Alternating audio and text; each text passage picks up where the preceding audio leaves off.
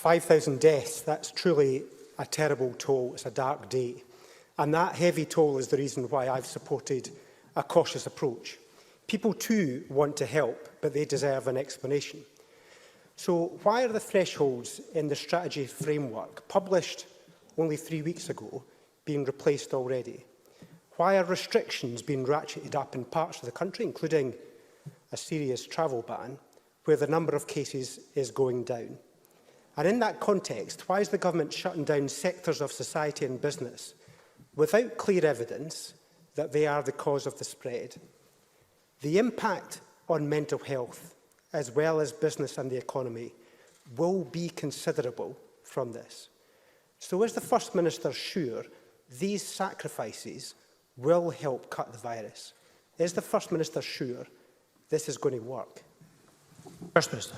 I am as sure as I can be in an inherently uncertain and unpredictable situation that what we are announcing today will drive infection rates lower to the levels that we need them to be in these central belt areas. The restrictions that have been in place so far have stopped what would otherwise have been a rapid increase in cases. They have stabilised them. In some areas, they have slightly reduced them. But for all the reasons I've set out, we cannot go into winter, not if we are sensible, with a stubbornly high level of cases across the most populated part of our country.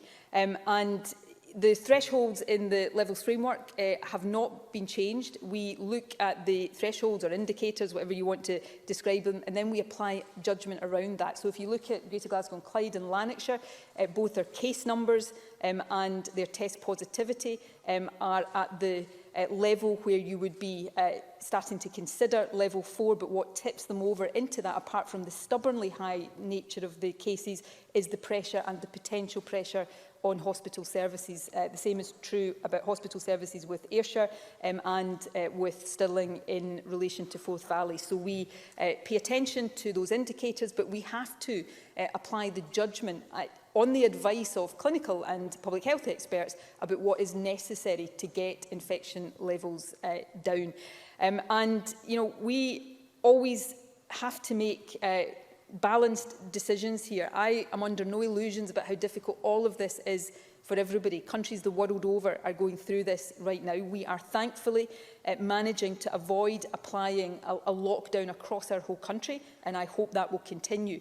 But I do not want to see us over what I hope is the final stage of this, assuming the optimistic scientific news materialises, as we all fervently hope it does, in the spring of next year. I want us in that period to minimise the loss of life. I want to minimise the number of people, including young people, who this time next year will be suffering from long COVID and the health complications of COVID. And I want to minimise economic damage too, because there is a fallacy that if we just don't take restrictions to control the virus, the economic pain won't happen. In actual fact, what will happen is that the virus will run more out of control and the economic pain will be deeper and longer.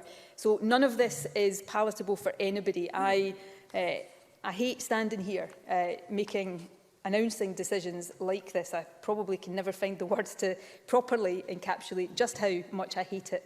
But my job is to do what I think is necessary. It's not to do what is popular. It's to do, taking account of all of the advice and judgment I can, is to do what I think is necessary to get us through this next phase of the virus as safely as I possibly can.